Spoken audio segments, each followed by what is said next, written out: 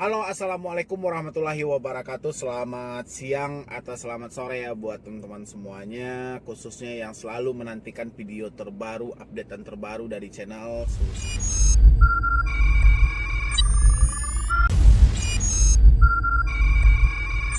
Terima kasih ya buat teman-teman semuanya yang selalu support, selalu menantikan video terbaru, updatean terbaru dari channel Solusi Hutang.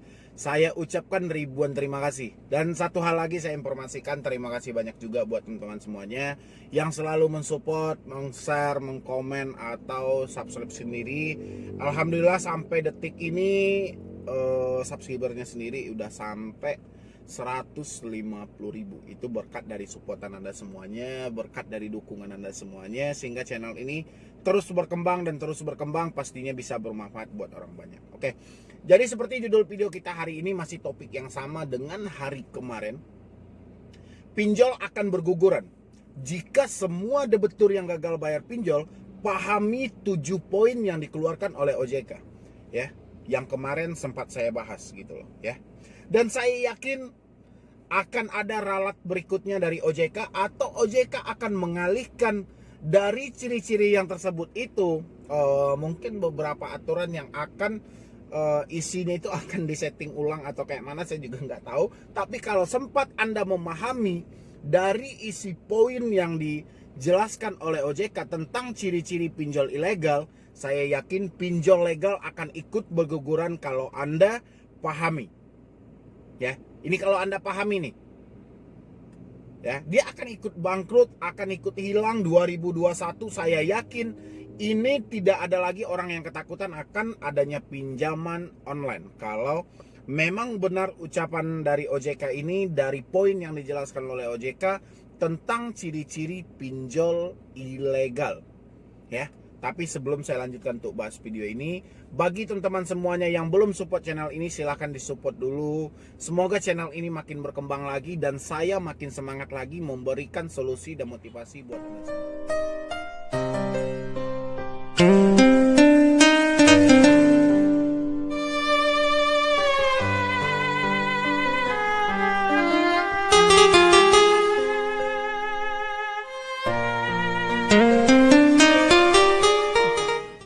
Saya sempat ketawa ya. Saya ketawa sendiri gitu loh. Jadi ketika saya melihat postingan dari Otoritas Jasa Keuangan tentang pinjaman online ilegal, tentang ciri-ciri pinjaman online ilegal dengan adanya 7 poin yang dijelaskan oleh Otoritas Jasa Keuangan, ini juga dilakukan oleh pinjol legal, ya. Makanya saya bilangin, ini kalau memang semua debitur memahami dari yang dijelaskan oleh Otoritas Jasa Keuangan tentang ciri-ciri pinjol ilegal, dan hari ini kita menemukan fakta itu terjadi di lapangan, pinjol legal sendiri pun juga melakukan hal yang sama gitu loh, ya. Dan makanya saya bilangin ini akan berguguran kalau ini benar-benar dipertegas, ya. Kalau memang sesuai, sesuai dengan pernyataan yang ada, ya. Paling pertama itu fintech lending ilegal tidak terdaftar atau tidak memiliki izin resmi, yang ilegal, mohon maaf ya, yang ilegal, tidak terdaftar dan tidak memiliki izin resmi, ya. Dan bagaimana kalau yang sudah terdaftar dan yang sudah memiliki izin resmi? Ini lagi mengenakan bunga denda biaya yang sangat tinggi. Pinjol legal menggunakan biaya dan denda yang sangat tinggi, ya. Bayangin gitu loh. Ini kayak mana ya? Contoh kayak yang sudah Anda rasakan kayak Kredivo, Amar Bank, Tunaiku, Akulaku, Home Credit menggunakan bunga dan denda yang sangat besar gitu loh, biaya yang sangat tinggi gitu loh, ya. Jadi ini apakah ini akan dimasukkan dalam kategori ini akan berguguran, ya? Kenapa? Karena kalau Anda memahami 7 poin ya, saya masih munculkan di sini, ya.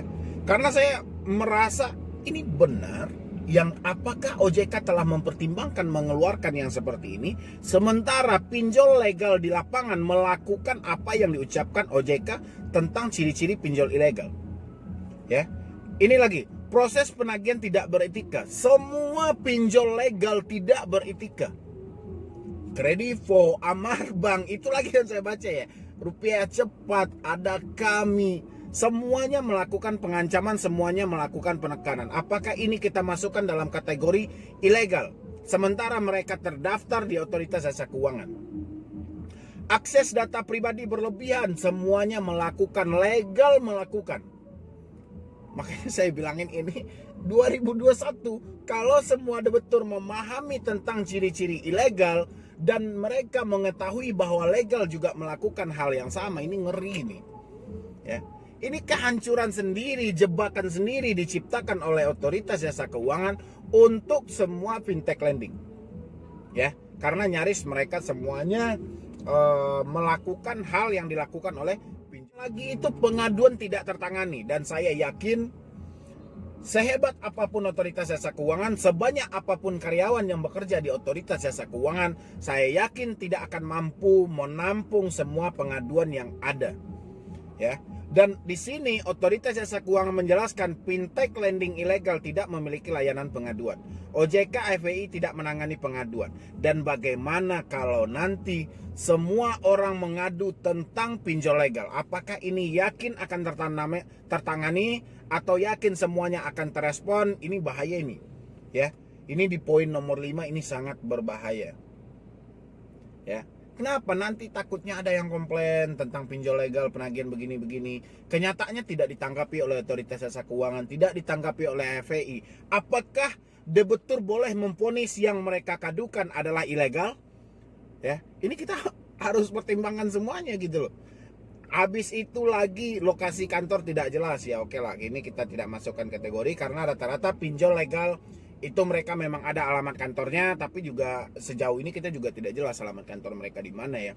Cuman beberapa aja dari pinjol legal itu yang jelas alamat kantornya. SMS spam oke. Tapi kalau Anda menemukan pinjol legal juga mengirimkan spam SMS berupa link, berarti itu ilegal. Ya.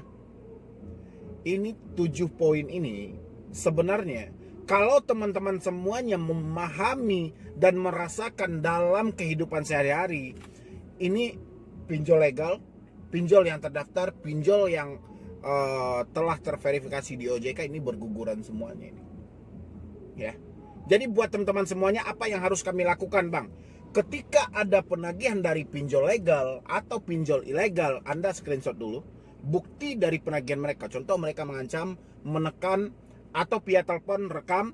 Habis itu Anda masuk ke link pengaduan OJK. Bagaimana nanti tanggapan mereka kalau Anda menemukan pinjol legal yang melakukan penekanan?